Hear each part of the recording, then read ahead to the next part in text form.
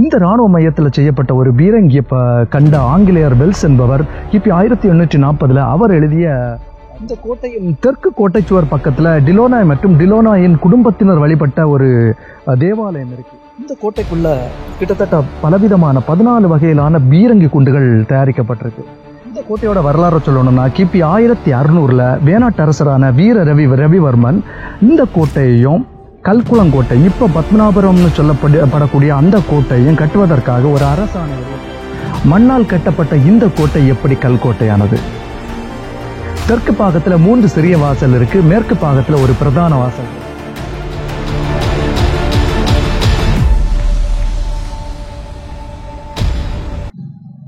வணக்கம் நண்பர்களே, நான் உங்கள் ஐயப்பதாஸ். நான் இன்னைக்கு எங்க வந்திருக்கேன் அப்படின்னா கிபி 1600 கட்டப்பட்ட ஒரு பழமையான கோட்டைக்கு தான் வந்திருக்கேன். இந்த கோட்டையோட பேர் உதயகிரி கோட்டை. இந்த கோட்டை எங்கே இருக்குன்னா கன்னியாகுமரி மாவட்டம் தக்கலைக்கு பக்கத்தில் புலியூர்குறிச்சி என்ற ஊரில் இருக்குது. நீங்கள் இந்த கோட்டைக்கு வரணும்னு ஆசைப்பட்டீங்கன்னா கூகுள் மேப் எடுத்துகிட்டு உதயகிரி ஃபோர்ட் அப்படின்னு டைப் பண்ணிங்கன்னா எளிதாக இந்த கோட்டைக்கு வர முடியும். இந்த கோட்டை திருவிதாங்கூர் சாம்ராஜ்யத்தை தக்க வைக்கிறதுக்கும் விரிவுபடுத்துறதுக்கும் ரொம்ப முக்கியமான கோட்டையாக ஒரு காலத்தில் இருந்திருக்கு. இந்த கோட்டையோட வரலாறு சொல்லணும்னா கிபி 1600 வேணாட்டரசரான வீர ரவிவர்மன் இந்த கோட்டையையும் கல்குளங்கோட்டை இப்ப பத்மநாபுரம்னு சொல்லப்படக்கூடிய அந்த கோட்டையும் கட்டுவதற்காக ஒரு அரசாணை வெளியிடுறாரு. இந்த அரசாணையில் என்ன சொல்லியிருக்கிறாருன்னா, மங்களம் முதல் மணக்குடி வரையிலான அரசு நிலங்கள்ல இருந்தும் கோயில் நிலங்கள்ல இருந்து வரக்கூடிய வருமானத்தில் ஆண்டு ஒன்றுக்கு நிலம் மா ஒன்றுக்கு பணம் 1 வீதம் வரியாக செலுத்த வேண்டும் அப்படின்னு தெளிவாக குறிப்பிடுறாரு. இந்த வரியில இருந்து வரக்கூடிய வருமானத்தில் இந்த கல்குளம் கோட்டை மற்றும் இந்த உதயகிரி கோட்டையும் கட்டி பிற்காலத்தில் வரக்கூடிய கோட்டைகளையும் கட்டி அதை பராமரிக்கக்கூடிய செலவுகளை இந்த வரி மூலம் இது செயல்முறைப்படுத்தணும் அப்படின்னு இந்த நீட்டாணையில் தெளிவாக குறிப்பிட்டிருக்கிறாரு. இதற்கெல்லாம் என்ன ஆதாரம்னு கேட்டிங்கன்னா, அழகிய பாண்டியபுரம் பெரிய வீட்டு முதலியார் ஓலைச்சுவடி தான். கன்னியாகுமரி மாவட்டத்தை பொறுத்த வரைக்கும் அழகிய பாண்டியபுரம் பெரிய வீட்டு முதலியார் ஓலைச்சுவடி ரொம்ப முக்கியமான ஆதாரமாக இருக்குது. அதை ஏற்கனவே நம்ம நிறைய காணொலிகளில் பார்த்துருக்குறோம். இந்த பெரிய வீட்டு முதலியார் வேணாட்டரசர்களின் கீழ் வரி வசூலிக்கும் உரிமை பெற்றிருந்தவர் என்பதையும் நான் நிறைய காணொலிகளை நான் உங்ககிட்ட சொல்லியிருக்கேன். இந்த கோட்டை முதல்ல கட்டப்படும் போது மண் கோட்டையாகவே கட்டப்பட்டிருக்கு. இந்த கோட்டை கிட்டத்தட்ட 1620 இந்த கோட்டையும் கல்குளங்கோட்டையும் கிபி 1620 கட்டி முடிக்கப்பட்டிருக்கு. இந்த மண் கோட்டை மழையால் பாதிக்கப்படாமல் இருக்கிறதுக்கு மரத்தூண்கள் நாட்டி கூரை வேயப்பட்டதையும் இந்த ஓலைச்சுவடியில் தெளிவாக குறிப்பிடப்பட்டிருக்கு. மண்ணால் கட்டப்பட்ட இந்த கோட்டை எப்படி கல்கோட்டையானது? இரணியல் பக்கம் ஒரு பேச்சு வழக்கு உண்டு. எந்த ஒரு பழமையான கட்டிடத்தை கேட்டாலும் அல்லது பழமையான கோயில்களை பற்றி கேட்டாலும் இது மார்த்தாண்டவர்மன் கட்டினது அப்படின்னு சொல்லுவாங்க. ஆனால் அந்த கட்டிடம் மார்த்தாண்டவர்மன் கட்டினதா இருக்காது. ஆனால் அந்த அளவுக்கு மார்த்தாண்டவர்மனோட பெயர் மக்கள் மனசுல ஊன்றி இருக்கு. இந்த மார்த்தாண்டவர்மனோட ஆட்சி காலம் கிபி 1729 இருந்து கிபி 1758 வரை. இவன் வீரத்திலும் திறமையிலும் சிறந்து விளங்கியவன். எடுத்துக்காட்டுக்கு சொல்லணும்னா கிபி 1741 டச்சுக்காரர்கள் குளச்சல் பகுதிக்கு படையெடுத்து வராங்க. பீரங்கி மற்றும் துப்பாக்கியோடு வர்றாங்க. ஆனாலும் மார்த்தாண்டவர்மன் அவங்கள தோற்கடிச்சு 22 படை வீரர்களை பிணைய கைதிகளாக இங்கே கொண்டு வராரு. இதில் டிலோனா என்ற டச்சு படை வீரரின் திறமையை கண்டு வியந்து மார்த்தாண்டவர்மன் திருவிதாங்கூர் இராணுவத்தில் இவர் சேர்த்துக்கிறாரு. பின்னர் டிலோனாயின் உதவியுடன் திருவிதாங்கூர் இராணுவத்திற்கு ஐரோப்பிய வகையிலான போர் பயிற்சி முறையும் பின்னர் ஐரோப்பிய வகையிலான இராணுவ தளவாடங்களை செய்து சேகரித்து வைப்பதற்கும் ஒரு உறுதியான கோட்டை தேவைப்பட்டது. அதனால இந்த மண் கோட்டை கிபி 1744 டிலோனாயின் மேற்பார்வையில் கல்கோட்டையாக மாற்றப்பட்டது. கிட்டத்தட்ட இந்த கோட்டை சுவர் 260 அடி உயர ஒரு மலை குன்றினை சுற்றி கிட்டத்தட்ட 84.25 ஏக்கர் நிலப்பரப்பில் 2800 மீட்டர், அதாவது கிட்டத்தட்ட 2.8 கிலோமீட்டர்ஸ் நீளத்தில் கட்டப்பட்டிருக்கு. இந்த கோட்டை சுவரின் வீதி பார்த்தீங்கன்னா 3 அடி, உயரம் 18 அடி. இந்த கோட்டை சுவர் எப்படி கட்டப்பட்டிருக்கு அப்படின்னா, கல்களை அடுக்கி சுண்ணாம்பு, கத்தாழை, அப்புறம் கடுக்காய் போன்ற சுண்ணாம்பு கலவையால் இந்த கோட்டை சுவர் கட்டப்பட்டிருக்கு. தெற்கு பாகத்தில் 3 சிறிய வாசல் இருக்கு, மேற்கு பாகத்தில் ஒரு பிரதான வாசல் இருக்கு. 4 மூலைகளிலும் கொத்தளங்கள் இருக்கு, 5 கண்காணிப்பு கோபுரங்கள் இருக்கு. இந்த கோட்டை சுவருக்கு உள்பகுதியில் 3 மீட்டர் தள்ளி பிள்ளை கோட்டை சுவர் இருக்கு. இதன் உள்பகுதியில் படைவீரர்கள் நின்று துப்பாக்கி சுடுவதற்கு ஏதுவாக அமைக்கப்பட்டிருக்கு.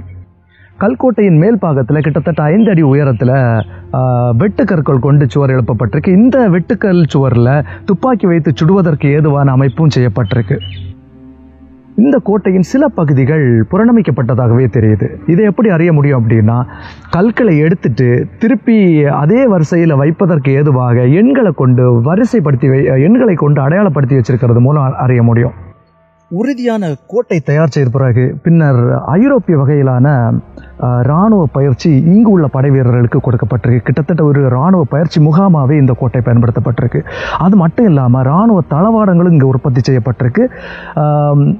அதை நிரூபிக்கிற வகையில் ஒரு அயன் ஃபவுண்டரியும் இந்த பகுதியில் கண்டுபிடிக்கப்பட்டிருக்கு. இங்கு செய்யப்பட்ட இராணுவ தளவாடங்கள் இங்கேயே சேகரித்து வைக்கப்பட்டிருக்கு. பின்னர் போர்க்காலங்களில் இங்கே இருந்து தான் தெரிவு செய்யப்பட்ட இராணுவ தளவாடங்கள் பல இடங்களுக்கு கொண்டு செல்லப்பட்டிருக்கு. இந்த கோட்டைக்குள்ள கிட்டத்தட்ட பலவிதமான 14 வகையிலான பீரங்கி குண்டுகள் தயாரிக்கப்பட்டிருக்கு. இந்த இராணுவ மையத்தில் செய்யப்பட்ட ஒரு பீரங்கியை கண்ட ஆங்கிலேயர் வெல்ஸ் என்பவர் கிபி 1840 அவர் எழுதிய இராணுவ நினைவுகள் என்ற புத்தகத்தில் ரொம்ப பிரமிப்போடு இது கீழ்கண்டவாறு பதிவிடுறாரு. We had already captured 16 elephants and about 50,000 stand of arms with some 100 guns. But the greatest curiosities were a gun and mortar in Udayagiri and cast in place by some European artist. They were made of brass. The gun 16 feet long and bore as 100 men assisted by 16 elephant could not move it even for a few yards. அவ்வளவு சிறப்பான இராணுவ தளவாடங்கள் இந்த கோட்டையில் உற்பத்தி செய்யப்பட்டிருக்கு. இந்த ஆயுதங்களை பயன்படுத்தி காயங்குளம் முதல் கொச்சி வர பல பகுதிகளை இவங்க கைப்பற்றியிருக்காங்க. அது மட்டும் இல்லாமல் கிழக்கே இருந்து வந்த படையெடுப்புகளையும் இவங்க விரட்டி அடிச்சிருக்காங்க. ராமையன் தளவாயுடன் சேர்ந்து டிலோனாயும் பல வெற்றிகளை கண்டிருக்காங்க. அதனாலேயே மன்னர் டிலோனாயை தலைமை இராணுவ அதிகாரியாக நியமிக்கிறாரு. அதுக்கப்புறம் மக்களால் இந்த டிலோனாய் கிரேட் கேப்டன் என்று செல்லம் அழைக்கப்பட்டிருக்கிறாரு.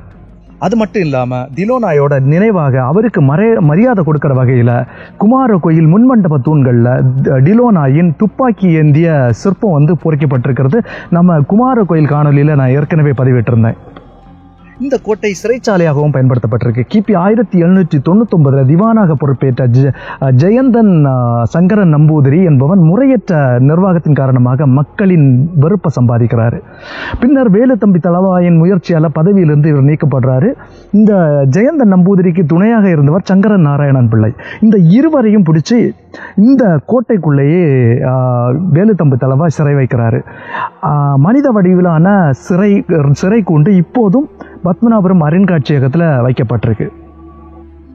இந்த கோட்டையின் தெற்கு சுவர் பக்கத்தில் டிலோனாய் மற்றும் டிலோனாயின் குடும்பத்தினர் வழிபட்ட ஒரு அழகான தேவாலயம் இருக்குது.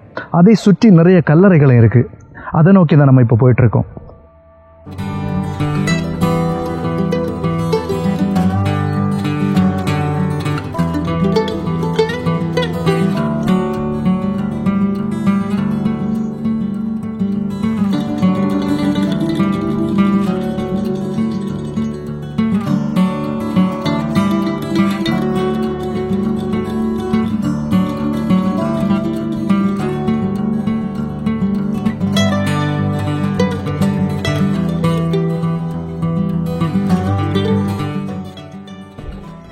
இதுதான் டிலோனாயோட குடும்பம் வழிபட்ட தேவாலயம்.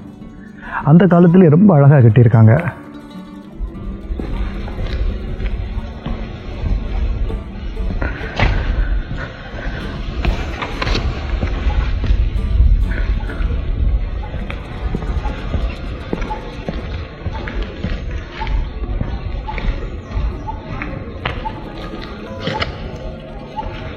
இந்த வழிபாட்டு தேவாலயத்தில் 7 கல்லறைகள் இருக்கு.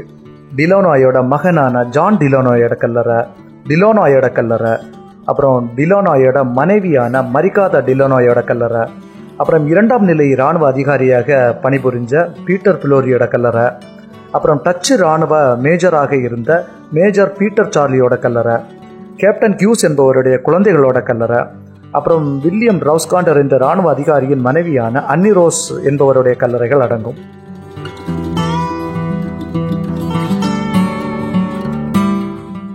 இவ்வளவு பெரிய பிரம்மாண்ட கோட்டை கிபி 1809க்கு பிறகு ஆங்கிலேயர்களின் படையெடுப்புக்கு பின்னால் ஆங்கிலேயர்களின் கைவசமானது.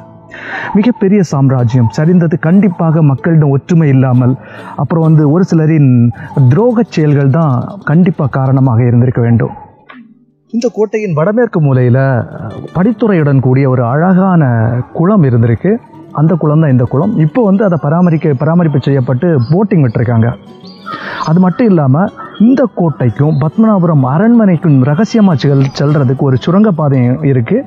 அந்த சுரங்கப்பாதை வடகிழக்கு பகுதியில் இருக்குது. அது பெரும்பாலும் அந்த சுரங்கம் அடைச்சி வச்சுருப்பாங்கன்னு நினைக்கிறேன்.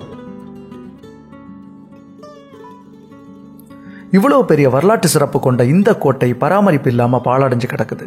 முன்பாகத்தில் மட்டும் சிறிய பகுதியிலான இடங்கள் பராமரிக்கப்பட்டு பூங்காவாக மாற்றப்பட்டு இப்போது மக்களால் பயன்படுத்தப்படுது. அது மட்டும் இல்லாமல் அதிகமான கல்யாண ஃபோட்டோ ஷூட்டு இங்கே தான் எடுக்கப்படுது.